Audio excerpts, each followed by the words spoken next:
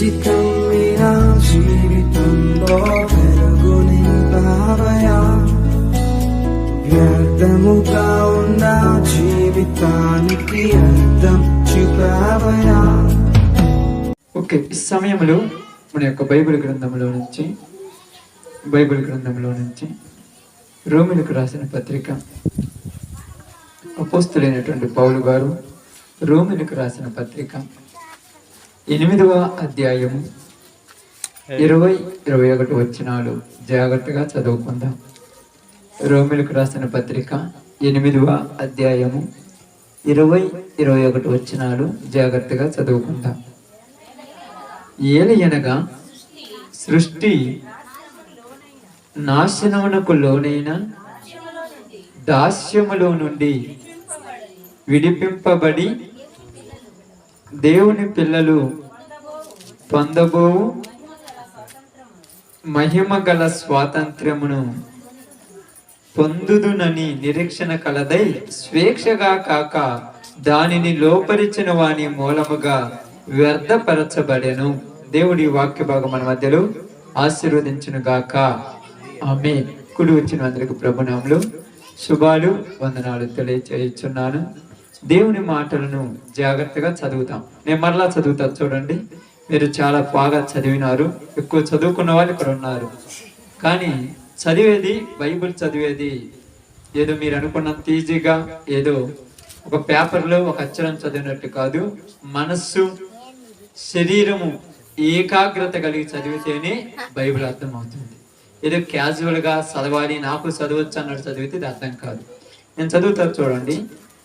ఏలయనగా సృష్టి నాశనమునకు లోనైన దాస్యములో నుండి విడిపింపబడి దేవుని పిల్లలు పొందబోవు మహిమగల స్వాతంత్ర్యం పొందుదునని నిరీక్షణ కలదై స్వేచ్ఛగా కాక దానిని లోపరిచిన వాని మూలముగా వ్యర్థపరచబడెను. నిజముగా ఇక్కడ చదివినటువంటి మాట చాలా ప్రాముఖ్యమైన మాట. ఏమని మాట్లాడుతున్నారంటే పౌలు గారు, సృష్టి అంటే దేవుడు సృష్టించినటువంటి ఈ సృష్టి గురించి మాట్లాడుతున్నాడు. ఈ సృష్టి ఏమైందంట? నాశనమునకు లోనై, ఈ సృష్టి నాశనమునకు లోనై దాస్యములో నుండి విడిపింపబడి దేవుని పిల్లలు పొందబోవు మహిమగల స్వాతంత్ర్యము పొందుదునను నిరీక్షణ గలదై. ఇప్పుడు దేనికి నిరీక్షణ ఉన్నదంటే ఇక్కడ సృష్టికి నిరీక్షణ ఉందంట. నిరీక్షణ అంటే ఎదురు చూపు. సృష్టి దేనికోసం ఎదురు చూస్తుంది? బాగా గమనించి ఆలోచించండి. సృష్టి అంటే తెలుసు కదా, భూమి, ఆకాశము, నింగి, నేల, నిప్పు, ఇవన్నీ పంచభూతాలు, వీటన్నిటిని కలిపే సృష్టి అంతా. ఇదంతా సృష్టించింది ఎవరు? దేవుడు. బాగానండమ్మా, ఇది మొత్తము సృష్టించింది ఎవరు? దేవుడు. దేనికి సృష్టించాడు దీన్ని? మనుషులమైన మనము నివసించాలని. యెషయా గ్రంథము 45వ అధ్యాయం 18వ వచనంలో చూడండి. అమ్మ, చదివే వాళ్ళు మీరు బైబిల్ జాగ్రత్తగా చదవాలి దయచేసి. ఏ అక్షరం మిస్టేక్ అయినా ఈ మాట అనేక మందికి వ్యర్థం అంటే అపార్థముగా అర్థమవుతుంది. 45వ అధ్యాయము 18వ వచనం. ఆకాశములకు సృష్టికర్తయగు యెహోవాయే దేవుడు. ఆయన భూమిని కలుగజేసి దానిని సిద్ధపరచను, స్థిరపరిచి నిరాకారముగా ఉండినట్లు ఆయన దానిని సృజింపలేదు, నివాస స్థలముగా ఉండినట్లు దానిని సృజించను. దేవుడు ఈ భూమిని, ఆకాశమును, వీటన్నిటిని సృష్టించింది దేనికోసం అంటే మానవులు నివసించటానికి ఉపయోగపడేటట్టుగా సృష్టించాడు. మానవులు నివసించటానికి ఉపయోగపడటం అంటే ఈ భూమి మీద ఉన్నటువంటి వాతావరణం, గాలి కానీ, భూమి మీద ఉన్నటువంటి ఈ భూమిలో ఉన్నటువంటి నీరు కానీ, ఈ భూమి మీద ఉన్నటువంటి యొక్క చెట్లలో నుంచి వస్తున్నటువంటి ఇది కానీ, ప్రతిదీ మానవులకు ఎలా ఉండాలని దేవుడు చేశాడమ్మా? అనుకూలముగా, ఉపయోగకరంగా, అంటే అక్కడ ఏం రాయబడు, ఏమన్నాడు, నివాస స్థలముగా అన్నాడు. నిరాకారం కంటే ఆకారం లేని దానిగా దేవుడు భూమిని సృష్టించలేదు, కానీ నివాస స్థలముగా, ఉండటానికి ఉపయోగకరంగా భూమిని సృష్టించాడు. ఇప్పుడు మనుషులమైన మనము కొరక ఉండటానికి మనం ఏం చేస్తాము, గుడారం వేసుకుంటాం. కనీసము ఒక పట్ట తెచ్చుకొని 4 కర్రలు పెట్టుకొని మనం ఉండటానికి ఉపయోగకరంగా మనం మార్చుకుంటాం. కానీ ఎక్కడ పడితే ఎలా పడితే అలా ఉంటామమ్మా. చెట్టు కింద, చామ కింద అని, రాళ్లలోని, గుట్టలలో ఉండలేంగా. ఎక్కడ ఉన్నా కూడా ఉండటానికి నివాస యోగ్యముగా, ఉండటానికి ఉపయోగకరంగా మనం ఉన్నప్పుడు మనకు అక్కడ ఎలాంటి అపాయం జరగకూడదని, మనం ఉన్నప్పుడు అక్కడ మనకి ఎలాంటి ప్రమాదం ఉండకూడదని, ఇక్కడ నేను నివసిస్తే నాకు బాగా ఉంటుందని ధైర్యంతో మనం ఒక దాన్ని తయారు చేసుకుని దాంట్లో ఉంటాం. ఎందుకంటే ఇందాక మనము ఊరి నుంచి వస్తున్నప్పుడు ఆ యొక్క బ్రిడ్జి దగ్గర అక్కడ కొంతమంది ఒక చిన్న పట్ట కట్టుకొని అక్కడ ఉన్నారు. మీరు గమనించారో లేదు, పట్ట కట్టుకొని అక్కడ ఉన్నప్పుడు సహోదరి నాతో ఏమన్నదంటే, అక్కడ వాళ్ళు నివాసం చేస్తున్నారు కదా, అక్కడ పాములు, తేళ్లు, పురుగు బుట్టొస్తుందని వాళ్ళకి భయం ఉండదా అంటే, భయం ఉండదా అని చెప్పేది అంటే అర్థం ఏంటి, భయపడతారు కదా అని అర్థం. కానీ వాళ్ళు దాన్ని ఎలా తయారు చేసుకున్నారంటే, అక్కడ వాళ్లకు ఏ ప్రమాదము జరగనట్టుగా వాళ్ళు దాన్ని రెడీ చేసి పెట్టుకున్నారు. అదే విధముగా దేవుడు ఈ భూలోకంలో ఉన్నటువంటి భూమిని కూడా, ఈ భూమి మీద ఉన్నటువంటి సమస్తమును కూడా మనుషులకు ఉపయోగకరంగా, నివాస యోగ్యంగా దీన్ని తయారు చేశాడు. కానీ నిరాకారముగా ఉండేటట్టు తయారు చేయాల. కాబట్టి భూమి మీద మనం నివాసం చేస్తున్నప్పుడు, భూమి మీద మనం బ్రతుకుతున్నప్పుడు, ప్రారంభంలో దేవుడు ఇచ్చినప్పుడు ఏ దాని వల్ల మనకు ప్రమాదం లేదు. గాలి వల్ల ప్రమాదం లేదు, నీళ్ల వల్ల ప్రమాదం లేదు, ఉన్నటువంటి యొక్క ప్రతి దాని వల్ల, భూమిలో నుంచి వస్తున్న పంటల వల్ల ప్రమాదం లేదు, చెట్లు కాసేటువంటి పండ్ల వల్ల ప్రమాదం లేదు, తినేటువంటి ఆహారం వల్ల ప్రమాదం లేదు. అన్నీ అప్పుడు మనకి ఎలాగున్నాయి, మంచిగానే ఉన్నవి. ఏది కూడా మనకు ఇబ్బంది కలిగించేదిగా లేదు. అందువలనే మనము దానిని చూసినప్పుడు, అది మనం తినేటప్పుడు, దానిలో మనం నివసించేటప్పుడు అది మనకు బాగానే ఉన్నది. అయితే కొన్ని రోజులు కాలక్రమేణి ఉన్న తర్వాత, బాగా ఆలోచిద్దాం, కాలక్రమేణి జరుగుతున్న తర్వాత, మనుషులు భూమి మీద విస్తరింపనారంభించిన తర్వాత, మనుషులు భూమి మీద ఒకళ్ళు 10 మంది, 10 మంది 100 మంది, 100 మంది 1000 మంది, 1000 మంది 1,00,000 మంది, 1,00,000 మంది కోటి మందిగా విస్తరిస్తున్న తర్వాత భూలోకం ఏమైపోయిందని రాయబడిందమ్మా. ఆదికాండము 6వ అధ్యాయము 12వ వచనం, జాగ్రత్తగా చూడండి. ఆదికాండము 6వ అధ్యాయము 12వ వచనం. దేవుడు భూలోకమును చూసినప్పుడు అది చెడిపోయి ఉండెను. ఏమి చెడిపోయింది? దేవుడు భూలోకమును చూసినప్పుడు అది చెడిపోయిందంట. ఏమి చెడిపోయింది? ఇక్కడ భూమి చెడిపోయింది. భూమి ఎట్లా చెడిపోయిందమ్మా? బాగా ఆలోచించండి. భూమి ఎలా చెడిపోద్ది? మనుషులు చేసిన పాపం వల్ల సృష్టి యావత్తు ఏకగ్రీవముగా ఏమి చేయుచున్నదంట? మూలుగుచున్నదంట. ఏమని మూలుగుచున్నదంటే, అయ్యా వీరు చేయుచున్న పాపము నేను భరించలేకపోతున్నాను, వీళ్ళు చేస్తున్న అక్రమము, అన్యాయము నేను భరించలేకపోతున్నాను. అందుకే నువ్వు మంచి పంట వాళ్ళకి ఇవ్వమనిస్తే నేను మంచి పంట పండిద్దామనుకున్నా, వారు నాలో ఉన్నటువంటి సారమంతా తీసివేసి నాలో నుంచి విషమైన పంటను తీసుకునే రేంజ్కి దిగజారిపోయారు మనుషులు.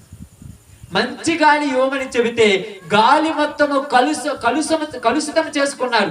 ఎందుకు కలుషితం చేసుకున్నారంటే, మనుషుడు ఇష్టానుసారంగా తిరగటానికి, మనుషుడు ఇష్టానుసారంగా ఉండటానికి, మనుషుడు ఇష్టానుసారంగా బ్రతకటానికి మనకు దేవుడు సృష్టించిన స్వచ్ఛమైన గాలిని మనం ఏం చేసుకున్నామమ్మా? కలుషితం చేసుకుంటున్నాము. మనం త్రాగేటువంటి నీటిని కూడా దేవుడు ప్రారంభంలో ఇచ్చినప్పుడు స్వచ్ఛమైన నీరే. కానీ మనం ఏం చేసామంటే ప్రతి దానిని కలుషితం చేసుకొని, ఇప్పుడు బాగా గమనించి ఆలోచిస్తుంటే, ఏది తినాలన్నా, ఏది తాగాలన్నా, ఏ గాలి పీల్చుకోవాలన్నా ఎక్కడా జబ్బులు వచ్చి మంచాన పడి చచ్చిపోతామన్న భయంతో బతికేస్తున్నాం అందరం. అయితే ఇప్పుడు తప్పు దేవుడిదా? మనుషులదా? బాగా ఆలోచిద్దాం. తప్పు ఏమన్నా తప్పు దేవుడు కావాలని ఏమన్నా చెడ్డ భూమిని తయారు చేశాడా? చెడ్డ గాలిని ఇచ్చాడా? చెడ్డ నీటిని ఇచ్చాడా? దేవుని ఇవ్వలేదు, అన్ని మంచివే. మనుషులు స్వార్థము కోసం, అందుకే ఏమన్నా తెలుసా, దానిని లోపరచిన వాణి మూలముగా అది వ్యర్థపరచబడెను. దేవుడు భూమిని, ఆకాశమును, సృష్టి మొత్తాన్ని ఎవరి చేతికిచ్చాడంట? మనుషుల చేతికిచ్చేశాడు. మనం చెప్పినట్టు మొత్తము వినాలి, మనం చెప్పినట్టు మొత్తము చేయాలి. మన చేతుల్లోనే సమస్తమును పెట్టాడు, మన చేతుల్లోనే సమస్తమును ఉంచాడు. ఇప్పుడు మనమైతే దానికి లోబడిపోతున్నాం. దానిని మనము లోపరుచుకోమని దేవుడు చెబితే మనుషులు దానికి లోబడిపోతున్నారు. టెక్నాలజీ అని చెప్పి, జ్ఞానం అని చెప్పి, ఎలాగో చెప్పుకొని పాడైపోవటానికి బాగా పడిపోయారు. అందుకేమంటున్నారు తెలుసా, దేవుడు భూలోకమును చూసినప్పుడు అది చెడిపోయి ఉండెను. ఎలా చెడిపోయిందంట? భూమి మీద సమస్త శరీరులు వారి మార్గములను చెరిపివేసుకొనిరి. వారి మార్గములను చెరిపివేసుకొనిరి. ఎలా చెరిపేసుకున్నారని రాయబడింది అక్కడ. అమ్మా, ఎలా చెరిపేసుకున్నారని చూడండి, కింద వచ్చిన రాయబడింది 6వ వచనం అనుకుంటాను. ఇప్పుడు 12 మనం చదివింది.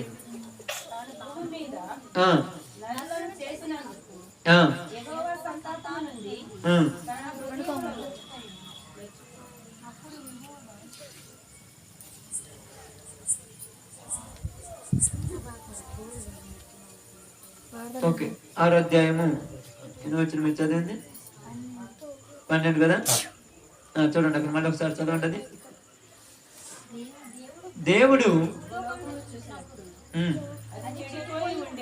అది చెడిపోయి ఉండెను. చెడిపోవటానికి గల కారణం ఏంటంటే, మీరు బైబిల్ గ్రంథంలోకి వెళ్ళినప్పుడు అక్కడ యోహాను సువార్తలో కానీ మళ్ళీ రాసినప్పుడు ఏమని రాయబడిందంటే, ప్రతి వాడు తన ఇష్టానుసారముగా, ఎవడి ఇష్టం వచ్చినట్టు వాడు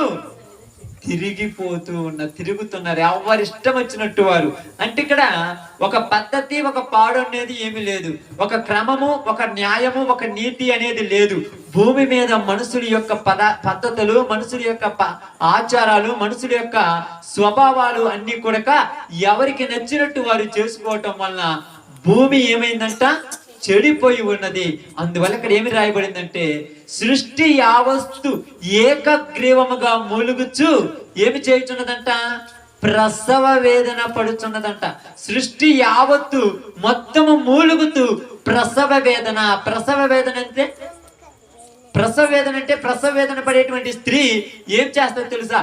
ఎప్పుడు నాకు దీని నుంచి విడుదల, ఎప్పుడు నాకు ఈ యొక్క నొప్పుల నుంచి నాకు విడుదల వస్తుంది, ఎప్పుడు నాకు యొక్క బాధ నుంచి విడుదల వస్తుంది, ఎప్పుడు నాకు దీనిలో నుంచి విడుదల వస్తుంది. నేను బిడ్డకి జన్మనిచ్చిన తర్వాత ఇప్పుడు నాకేమవుద్ది? బిడ్డకి జన్మనిచ్చిన తర్వాత స్త్రీకి ఏమవుద్దమ్మా? ప్రశాంతత, నెమ్మది. అదే విధంగా సృష్టి యావత్తు కూడా ఎప్పుడు నేను విడుదల పొందుతాను. దేని నుంచి విడుదల? ఈ మనుషులలో నుంచి విడుదల, ఈ మనుషులు చేస్తున్న పాపంలో నుంచి విడుదల, ఈ మనుషులు చేస్తున్న అన్యాయంలో నుంచి విడుదల, ఈ మనుషులు చేస్తున్న అక్రమాల్లో నుంచి విడుదల, ఈ మనుషులు చేస్తున్నటువంటి వారి యొక్క పనులలో నుంచి నాకు విడుదల ఎప్పుడు వస్తుందా అని ఎదురు చూస్తుందంట. ఎవరు ఎదురు చూస్తున్నారు? సృష్టి యావత్తు ఏకగ్రీవముగా అది మొత్తముగా ఏడుస్తూ ప్రసవ వేదన పడుచున్నది. ఏమని పడుచున్నదంటే, దేవా నువ్వు నన్ను మంచిగా తయారు చేసుకొని నన్ను మంచిగా ఉండమని చెబితే ఈ మనుషులే ఏం చేశారు? నన్ను పాడు చేశారు. ఎలాగంటే, ఉదాహరణకు ఈ మొబైల్ కొనుక్కోనుంది కదా, ఇది కొట్లో నుంచి మనం కొనుక్కునేటప్పుడు బాగుండదా? అన్న మంచిదిగా కొత్తది కొన్నప్పుడు ఎలా ఉంటది? బాగా పనిచేస్తేనే కొంటాం. అదే మన చేతిలోకి వచ్చిన తర్వాత చెడిపోయింది అనుకోండి, ఇప్పుడు వెళ్ళి మనము మొబైల్ షాప్ అని అడిగితే ఇది చెడిపోయిందంటే వాడు ఏమంటాడు? మళ్ళా కొత్తది ఇస్తాడా? చెప్పండి, కొత్తది ఇస్తాడా? ఏమంటాడు? ఎన్ని రోజులు నీ ఇష్టం వచ్చినట్టు వాడినవు కాబట్టి అదేమైంది? నీ ఇష్టం వచ్చినట్టు వాడావు. అంటే మొబైల్ వాడటానికి కూడా ఒక పద్ధతి ఉంటది.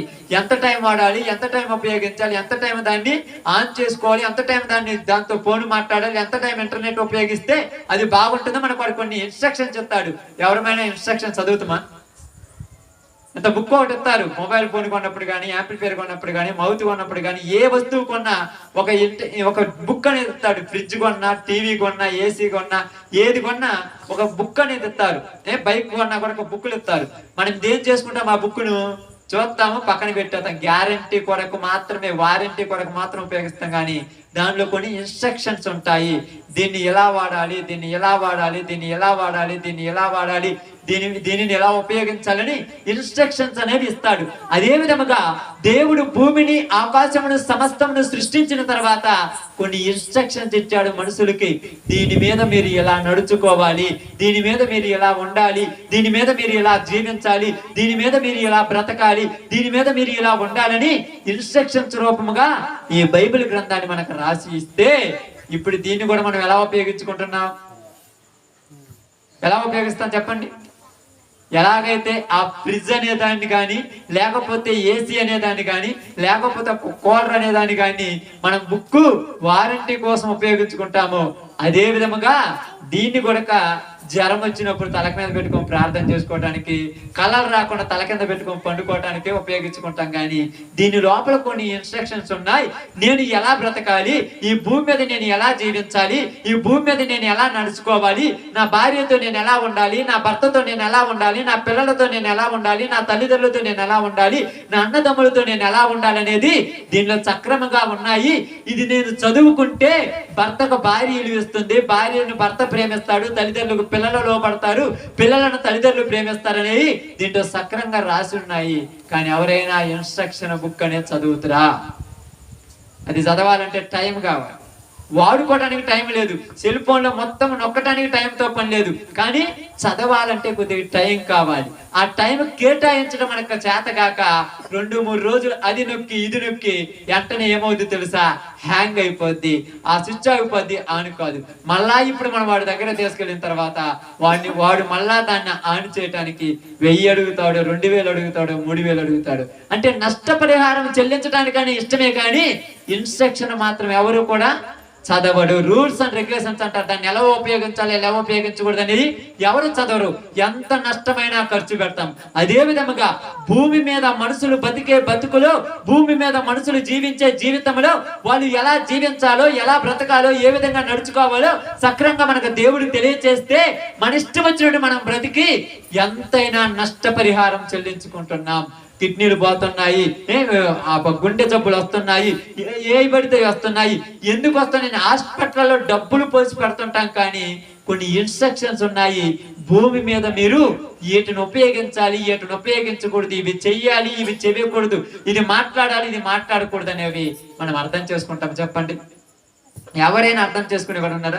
డాక్టర్ దగ్గరికి వెళ్తే డాక్టర్ చెప్తుంటాడు. డాక్టర్ కొత్తగా ఏం చెప్పడు. ఇలాగనే తినాలయ్యా, ఇలాగనే ఉండాలి, ఇన్ని గంటలు పడుకోవాలి, ఇన్ని గంటలకు నిద్ర లేవాలి, ఇన్ని గంటలు నువ్వు వ్యాయామం చేయాలి, ఇవన్నీ డాక్టర్ చెప్తుంటాడు. అయితే మనం ఈ యొక్క బైబిల్ గ్రంథంలో, దేవుని దైవ గ్రంథంలోనికి వెళితే దేవుడు మనుషులను కూడా వ్యర్థముగా ఉండొద్దు, సోమరులుగా ఉండొద్దు, ప్రతి వాడు ఏదో ఒక పని చెయ్యాలి, పెద్దలను గౌరవించాలి, పిల్లలను ప్రేమించాలి, తల్లిదండ్రులు భార్యాభర్తలు అన్యోన్యంగా ఉండాలని ఇన్స్ట్రక్షన్స్ ఇక్కడ రాసి పెడితే వీటిని పోగొట్టుకొని మనము చేసిన అన్యాయం వల్ల, మనం చేసిన పాపముల వల్ల, మనం చేసిన అక్రమముల వల్ల ఇప్పుడు ఏది మూలుగుతున్నదంట? భూమి సృష్టి యావత్తు మూలుగుచున్నది.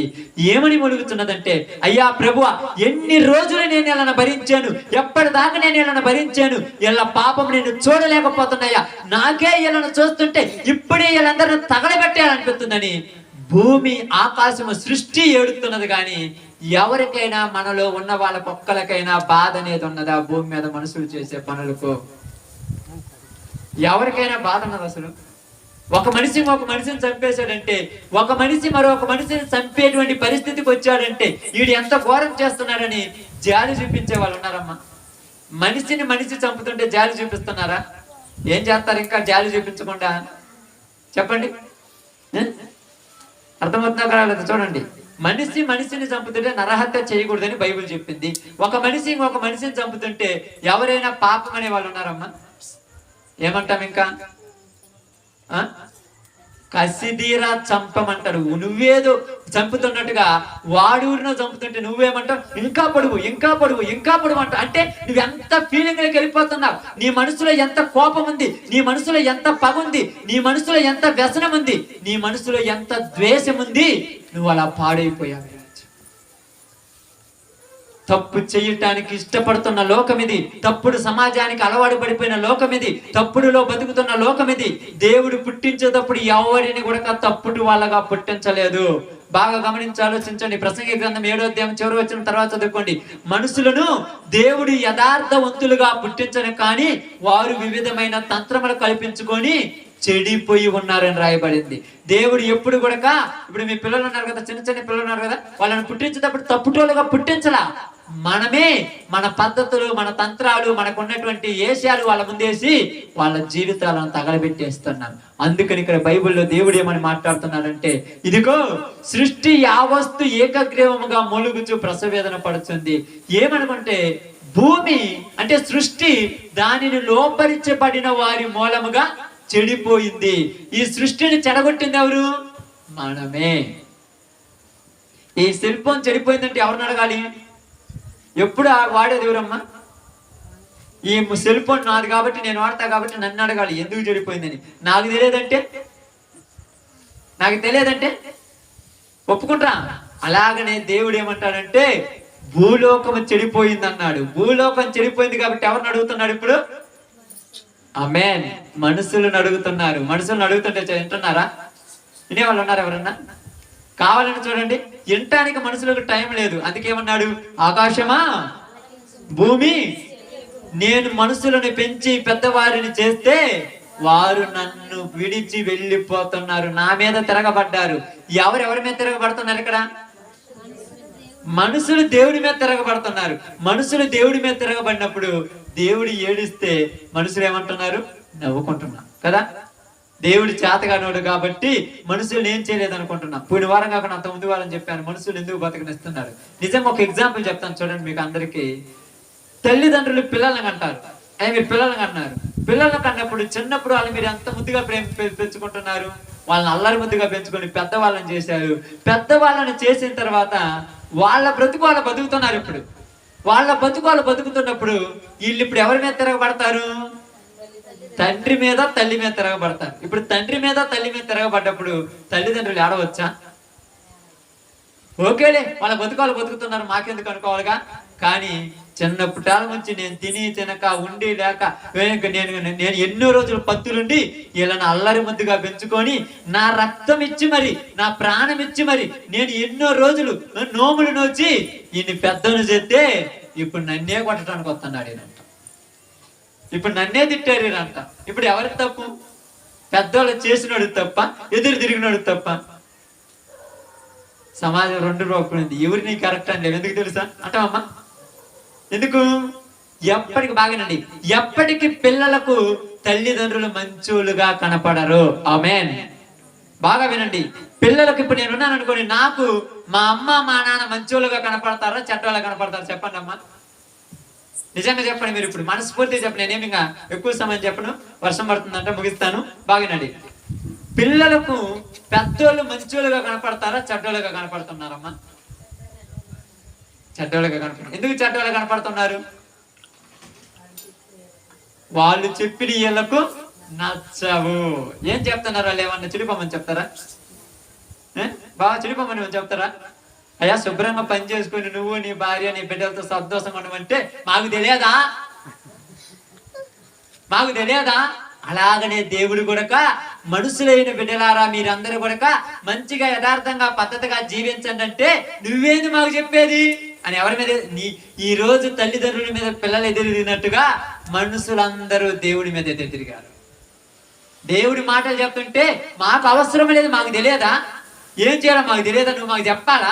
అంటే ఒక తండ్రిని ఒక తల్లిని ఇంట్లో ఉన్నటువంటి పిల్లలు ఎలా ఎదిరిస్తున్నారో సృష్టికర్త అయిన దేవుణ్ణి కూడా మనుషులు అలాగనే ఎదిరిస్తున్నారు. ఇప్పుడు తల్లిదండ్రులను పిల్లలు ఎదిరిస్తున్నప్పుడు పిల్లల మీద తల్లిదండ్రులు కోపం వస్తుందా రాదా? వచ్చి ఏం చేస్తారు? చంపేస్తారా? మరి ఏం చేస్తారు చెప్పండి అమ్మా? చెప్పండి. నేనేమి పెద్ద మర్మమేం చెప్పట్లా, సమాజంలో జరిగేది బైబిల్ మీద అట్రాక్ట్ చేసి చెప్తున్నాను. ఇప్పుడు కోపం వస్తే ఏం చేస్తారయ్యా అమ్మా? ఇప్పుడు ఇదిగో జీవనమ్మ గారు ఉన్నారు అనుకోండి, తల్లి గారు. ఇప్పుడు మీ పిల్లల మీద నీ కోపం వస్తే ఏం చేస్తాం? చూస్తా ఉంటుందంట, అంతేనా? ఇంకేం చేస్తాం? నేను చెప్పిన తర్వాత నిజమనుకోవద్దు. కోపం వస్తే ఏం చేస్తారంటే వాళ్ళని ఏమనలేక చుట్టుపక్కల ఉన్న వాళ్ళందరూ చెప్పుకుంటారు, ఇట్టాటోడు, వాళ్ళు అట్టాటోడు, ఇట్టాటోడు. అందుకే దేవుడు మనల్ని ఏం అంటాం చేతగా కాదు, మనల్ని ఏమన్నాడు? ఎందుకంటే ఒక ప్రేమ. అందుకే ఎవరితో చెప్పుకుంటున్నాడు? ఆకాశంతో చెప్తున్నాడు. ఆకాశమా ఆలకించుము, భూమి చెవియొగ్గుము. ఏమని చెప్తున్నాడు? ఆకాశమా, నీవు నా బిడ్డలకు, వాళ్ళు నా మీద తిరగబడ్డారు కాబట్టి తగిన సమయంలో వర్షం ఇవ్వద్దు, వాళ్ళకి సిగ్గొచ్చి నా దగ్గరికే వస్తారంట. తల్లిదండ్రులు కూడా ఏమంటారు తెలుసా? నువ్వు అడిగినప్పుడల్లా డబ్బులు ఇస్తే నా దగ్గర నాకు సంబంధం లేదు, నువ్వు డబ్బులు కాకు, డబ్బులు ఇవ్వకపోతే బుద్ధితో నా దగ్గరకు వచ్చి అమ్మా డబ్బులు ఇవ్వమని అడుగుతారు. ఇదే చెప్పేది, ఇంకేం చెప్పరు అక్కడ. నువ్వు అవసరమైనప్పుడల్లా, నువ్వు కాడికి వచ్చినప్పుడల్లా అన్నం పెడితే వాళ్ళు నా మాటనట్ల, నువ్వు అన్నం పెట్టగాకు, నా దగ్గరికి అన్నం అని వస్తారు, అప్పుడు నేను చెప్పింది అంటాడు. అందుకే దేవుడు ఏమన్నాడు తెలుసా? ఏం చేశాడంట? పైనున్న ఆకాశమును ఇత్తడి వలె, కిందన్న భూమిని ఇనుములాగా చేశాడంట. మనిషి పంట పండిస్తే కష్టపడకుండా పండే రోజులు కాదు ఇవి. చెమట మొత్తం తారపోసి 100 రూపాయలు పెట్టుబడి పెడితే 50 రూపాయలే ఖర్చు వస్తుంది. మళ్ళా చివరికి 100 రూపాయలు పెట్టుబడి పెడితే డబ్బులు వచ్చాక 50 రూపాయలే, మిగతా 50 నష్టం అయిపోతుంది. ఎందుకు అయిపోతుందంటే దేవుడు ఒకరికి ఆజ్ఞించాడు. ఎవరో చెప్పాడు? ఆకాశానికి చెప్పాడు, భూమికి చెప్పాడు. వాళ్ళిద్దరూ చెప్పగానే తొలకరి వర్షము, కడవరి వర్షము భూమి మీద ఏమైందంట? ఎందుకు ఆగిపోయిందంటే ఇర్మియా గ్రంథము, తొందరగా సమయం అయిపోతుంది కాబట్టి చూద్దాం. బైబిల్ గ్రంథంలో ఇర్మియా గ్రంథము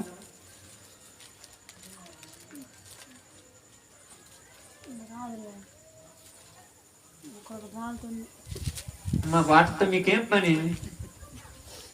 ఎన్నో సంవత్సరాల నుంచి, ఎన్నో రోజుల నుంచి ఎదురు చూస్తుంటే అది పడుతుంటే సంతోషం కదా. ఇంకా మీరు ఎందుకు దాని మీద ఆధారపడతారు? చూడండి, ఇర్మియా గ్రంథము చూసారమ్మా, 5వ అధ్యాయము 25వ వచనం చదవండి. మీ దోషములు వాటి క్రమములను తప్పించను, మీకు మేలు కలగకుండానట్లు మీ పాపములే కారణము. ఏం జరిగినట్టమ్మా? చూడండి 24వ వచనం చదవండి. 24. వారు రండి మన దేవుడైన యెహోవా యందు భయభక్తులు కలిగి ఉందుము, ఆయనే తొలకరి వర్షమును కడవరి వర్షమును దాని కాలమందు కురిపించువాడు. తొలకరి వర్షము, కడవరి వర్షము దాని కాలమందు కురిపించువాడు దేవుడే. అయితే మనుషులు చేసిన పాపముల వల్ల వాటి క్రమం ఏమైందంట? తప్పిపోయింది. ఇప్పుడు ఏమంటాం మనందరం కూడా? క్రమం తప్పిందనము. కాలాలు మారిపోయినాయి అంటాం. ఎందుకు మారతాయి?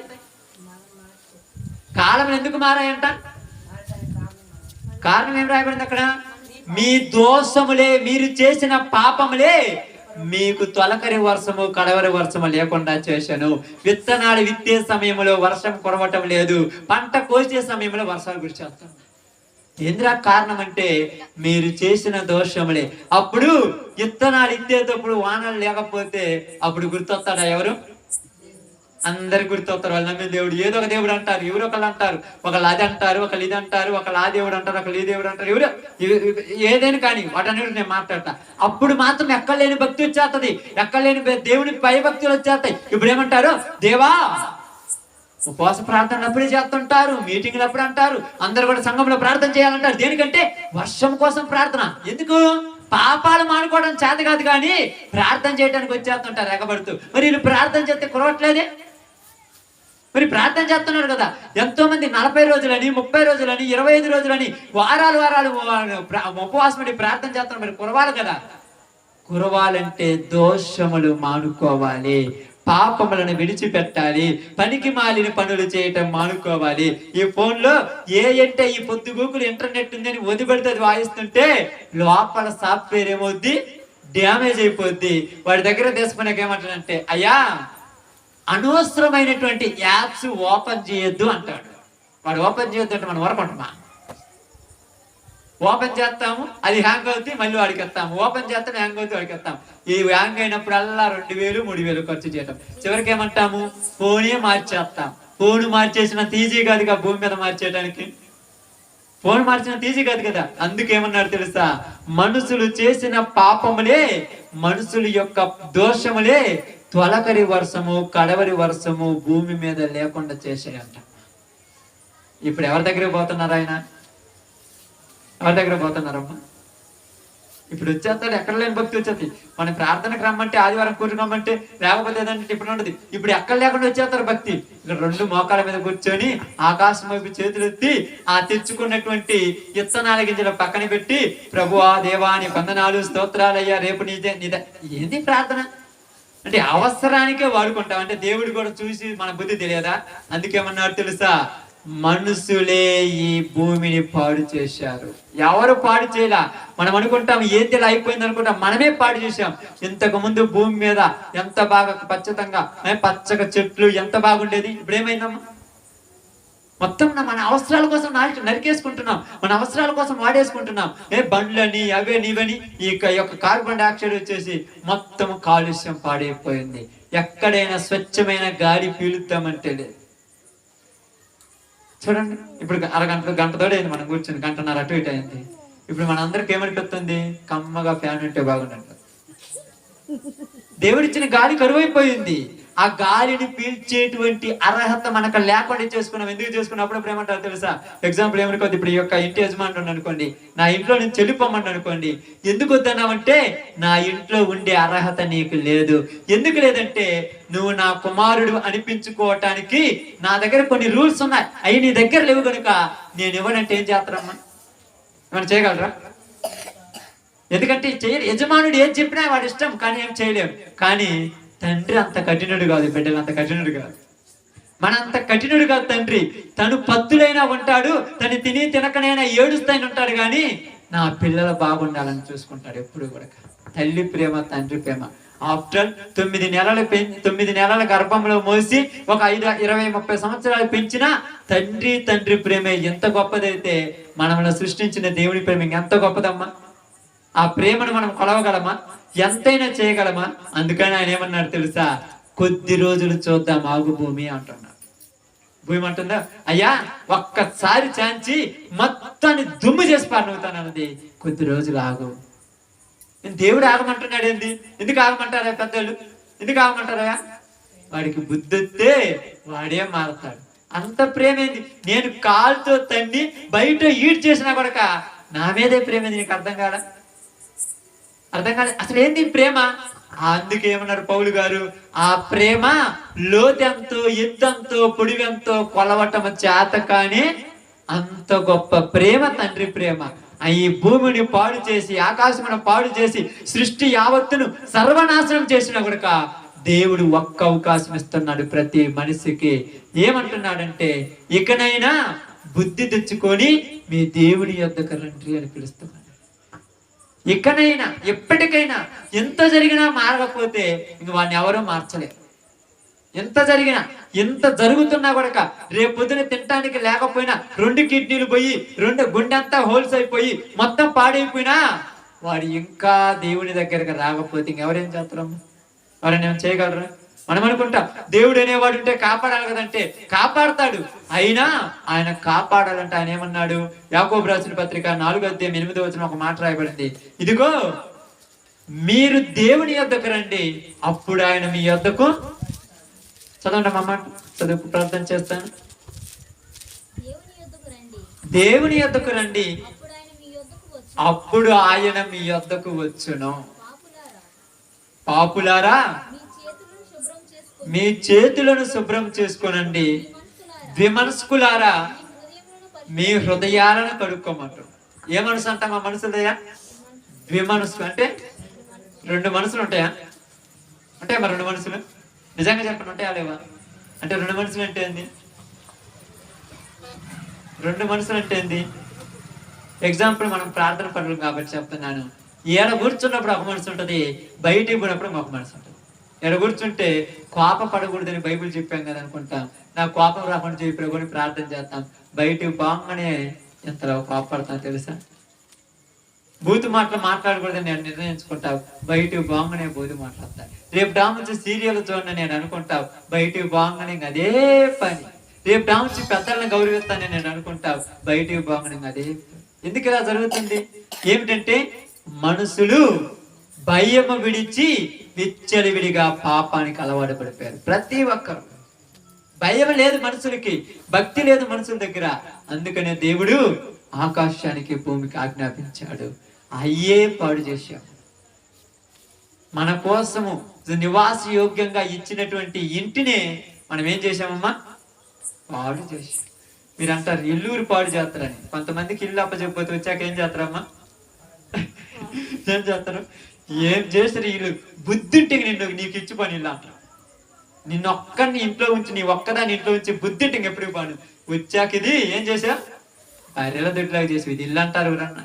అంటే ఇల్లు లాగా ఉంది కదా, పైన స్లాబ్ ఉంది, కింద గచ్చు ఉంది, నీటి పక్క వాళ్ళని అరమరలు అట్లా ఉన్నాయి. మరి ఇల్లు ఎందుకు బర్రెల దొడ్లాగా అయింది? ఎక్కడ ఉండవలసిన వస్తువు అక్కడ లేదు, ఎలా ఉండవలసింది అక్కడ లేదు. ఆ గుడ్లు ఎక్కడ వేసారు, ఈ వస్తువులు ఏడేసారు, ఇక్కడ నొక్కారు వచ్చి చూస్తే తలకాయ నొప్పి పట్టిపోద్ది. ఇదంతా బాగు చేసుకునే తల ప్రాణంతో కొత్తది అన్నట్టు. అలాగే భూమి అంతా బాగుంది, కానీ ఉండవలసిన పద్ధతులు కరెక్ట్ గా లేవు. భూమి మీద మనుషులు కాదు, చేయవలసిన పనులు కరెక్ట్ గా చేయాలి. ఇదిగో మీకు యవన కాలం వచ్చినప్పుడు మీరు సంతోషపడాలంటే ఒక మనిషికి ఒక భార్య కావాలని స్త్రీ కొరకు పురుషుడిని, పురుషుడి కొరకు స్త్రీ నియమించాడు. పురుషుడి కొరకు స్త్రీ నియమించాడు. మీరు ఉండండి, సంతోషించండి, ఆనందించండి, పిల్ల పాపలతో ఎల్లకాలం ఉండమన్నారు. కానీ ఇప్పుడు ఏం మారిపోయింది?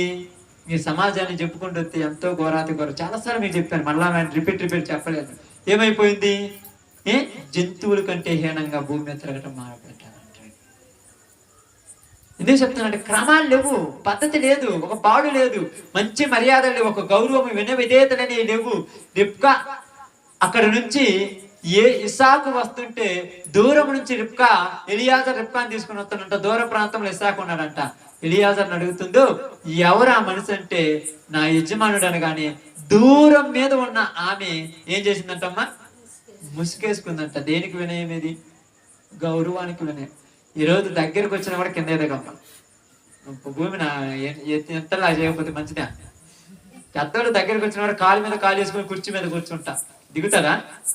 ఇప్పుడు భూమి ఎత్తలాగా ఎనుములాగా చేయాలి, ఆకాశం ఎత్తలాగా చేస్తే దేవుడా అని ప్రార్థన చేస్తే కాదు, ముందు నీ మనసులో హృదయంలో కరుడు కట్టుకుపోయిన ఆ కఠినత్వాన్ని పోగొట్టుకుంటేనే దేవుడు ఆకాశం నుంచి నీ కోసం ఫలభరితమైన ఋతువులను దయచేస్తాడు. ఎవరో మారరు. మొదట మార్పు నా దగ్గర నుంచే ప్రారంభం కావాలి. మొదటి మార్పు నీ దగ్గర నుంచే ప్రారంభం కావాలి. మొదటి మార్పు నీ దగ్గర నుంచే ప్రారంభం కావాలి. నీతి కలిగిన వాడికి, నిజాయితీగా ఉద్యోగం చేసిన వాడికి యజమానుడు ఖచ్చితంగా జీతము ఇస్తాడు. అందుకే ఈరోజు మీ అందరికీ నేను చెప్పిన ఒక చిన్న మాట ఏంటంటే, భూమి పాడు చేసింది ఎవరో కాదు, మనమే. తొలకరి వర్షము, కడరి వర్షము లేకుండా రాకుండా ఉండటానికి కారణం ఏంటంటే మనసులు చేసిన దోషములే. కాబట్టి ఈరోజు మనందరికీ దేవుడు ఒక చిన్న మాట చెప్పింది ఏంటంటే, మనుషులను మంచిగా చూడాలని ఆయన ఆశ కలిగి ఉన్నాడు. ఆయన ఆశను మనము భంగం చేయకూడదు. భూమిని ఏం చేసే మనము? పాడు చేసామన్నాడు. పాడు చేసిన దాన్ని బాగు చేయటానికి ఈరోజు మనము ప్రార్థన చేయాలి. ఈరోజు ఎవరు భూమి మీద అందరూ మారాల్సిన పని లేదు.